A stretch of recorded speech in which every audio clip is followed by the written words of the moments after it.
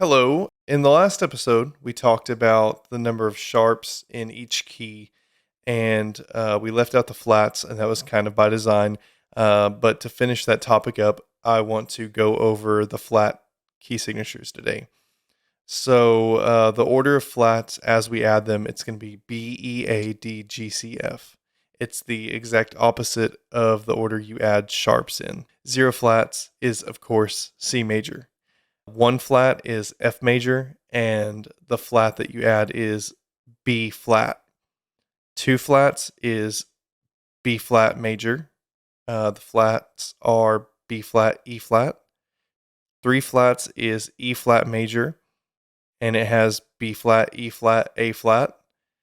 Four flats is A flat major, and it has B flat, E flat, A flat, and D flat. Five flats is D flat major, and the flats are B flat, E flat, A flat, D flat, G flat. G flat major has six flats, and they are B flat, E flat, A flat, D flat, G flat, C flat. And C flat major has seven flats, and they are B flat, E flat, A flat, D flat, G flat, C flat, F flat. I never learned a way to memorize those except for that the first four spell bead, Bead, and then the last three are GCF. So bead, GCF. What I really want to talk about today, though, is intervals. So we're going to talk about intervals, which is just the spacing between two notes. And then we're going to do some ear training. We're going to learn some songs or melodies that you probably know, and we're going to relate those to the intervals between two notes. We're going to talk about these intervals as they relate to the note C. We're going to start off with a minor second. This is essentially just a half step, something you can think about that you definitely know the melody to if you've ever watched a shark movie is the main theme from Jaws when the shark is about to get you. A minor second from the note C is C sharp. So again, it's essentially a half step. So if we think about the theme from Jaws,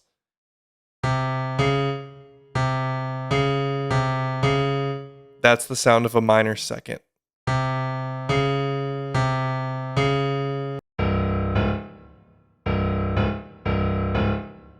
It's really easy to pick that one out because all you have to do is think about the Jaws theme, and it's very obvious what that sounds like. Let's hear what a major second sounds like as opposed to a minor second.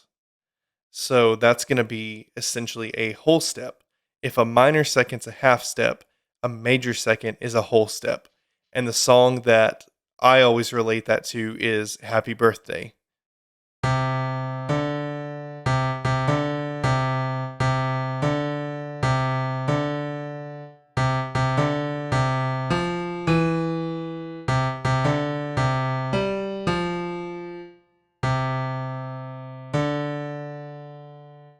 That's a major second.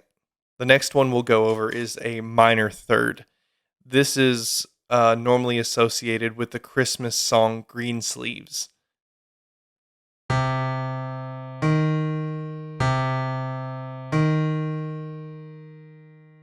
So that's from C to E flat. From C to E flat is a minor third.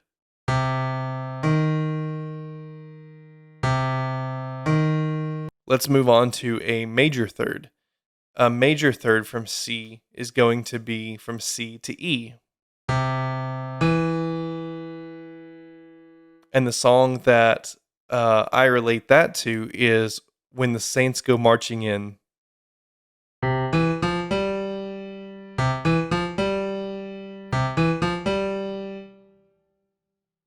That one's pretty easy too. The next one is a perfect fourth. So up until now, we've kind of alternated between major and minor. So first we did minor second, second we did major second, then we did minor third, and then major third. So perfect intervals there is no major or minor version, which is why they're called perfect.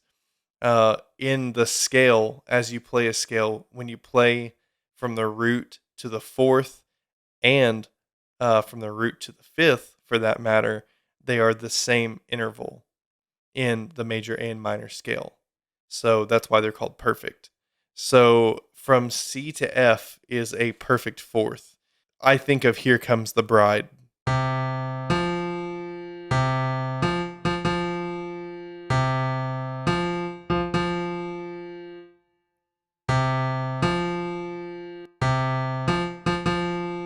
That's a perfect fourth. The next one we're going to go over is a perfect fifth.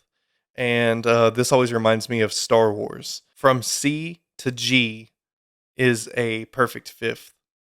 And this is what it sounds like.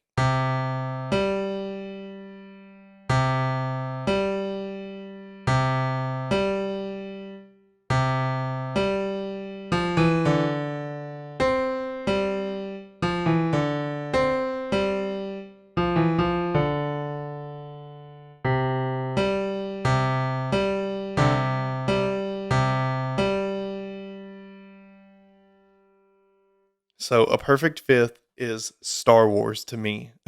It can also be Twinkle Twinkle Little Star.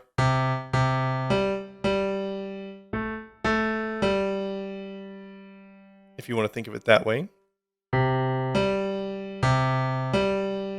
But to me, Star Wars. The next thing we're going to go over is a tritone. Now, back in the day, tritones were considered the devil's music. They just sound unsettling, and they want to resolve. They have this pulling feeling, and it's kind of hard to explain. But yeah, back in the day, you did not play tritones. It was evil, and if you played them, you were a witch. Nowadays, it just makes me think of The Simpsons. A tritone sounds like this.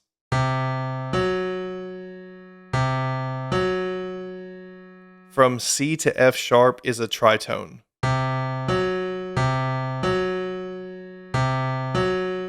So that's definitely the Simpsons theme.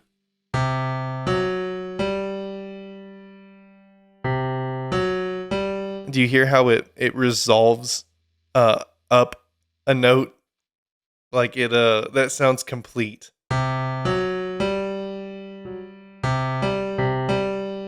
Next up, we're going to talk about a minor sixth. So from C to A flat is a minor sixth.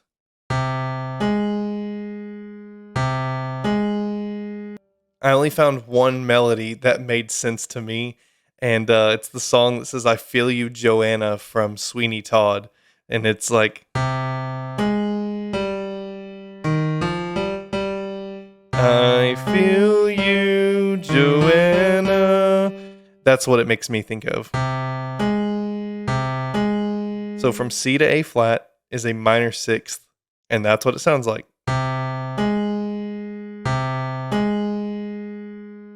Next, let's talk about the major sixth. From C to A is a major sixth. And it makes me think of My Bonnie Lies Over the Ocean.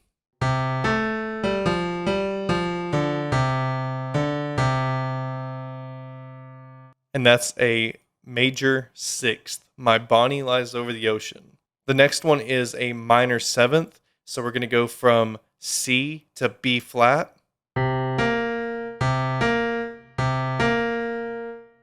If you're a Chili Peppers fan, you've heard this a million times. It's the main riff from Can't Stop.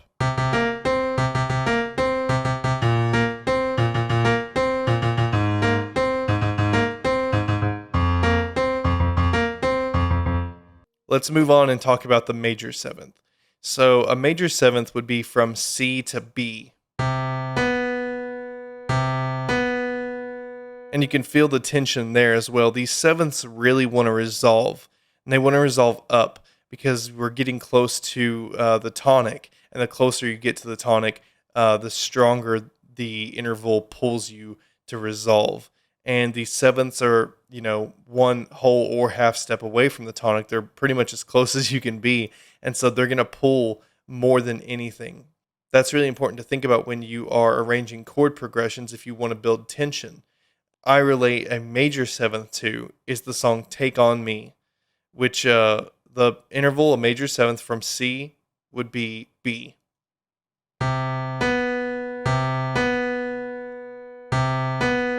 And it wants to resolve up to the octave. So the first notes in the vocal melody in the chorus,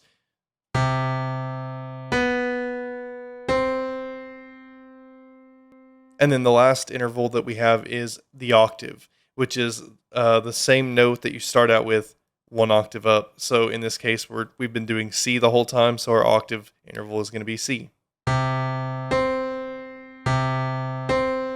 And the easiest thing that I can think of that uses an octave, as far as a singable vocal melody, is Somewhere Over the Rainbow, and it sounds like this.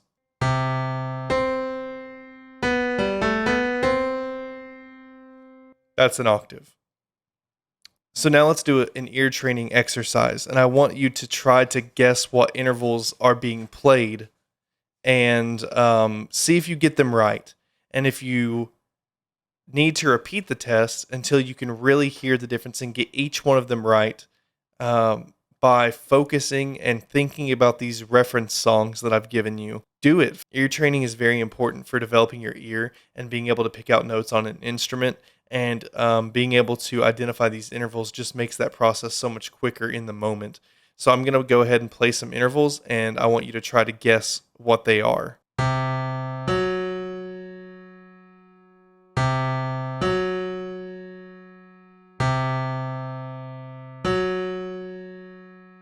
Okay, go ahead and guess.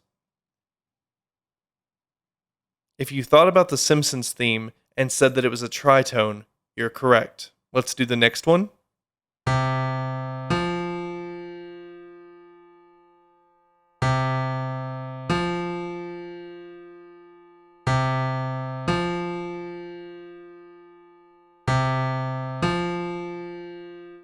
Okay, go ahead and guess. If you thought about Here Comes the Bride and recognized that that is a perfect fourth, you are correct. Let's move on to the next one.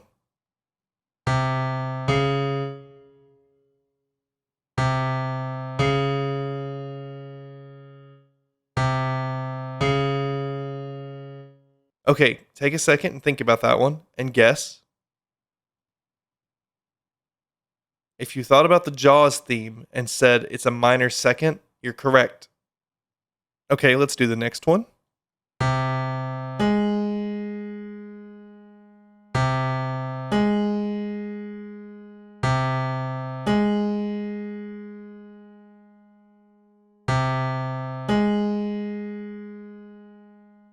Go ahead and guess. If you thought about Sweeney Todd's I Feel You, Joanna, you're correct. Let's do a couple more.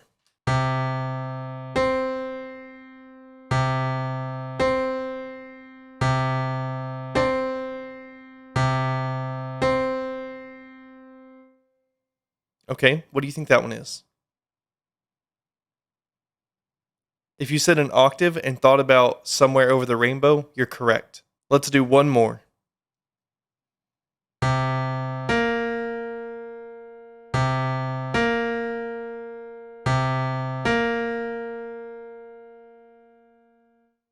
Okay, what do you think that one is? If you thought about Can't Stop by the Red Hot Chili Peppers and said that that is a minor seventh, you would be correct. I hope this video has been informative, and I'm glad we got to wrap up the information about key signatures by covering the flats today. And I hope that the ear training and the interval information has really helped you as well.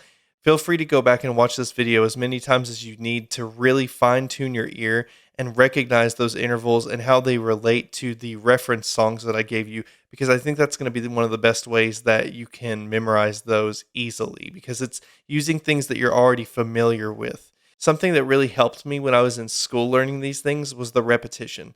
This is something that we practiced almost every day. This is something that requires a lot of practice, and you really have to drill it home to form those pathways in your brain to make the relationship between the notes and start to recognize them. So, thank you for watching, and I will talk to you on the next lesson. Thank you so much.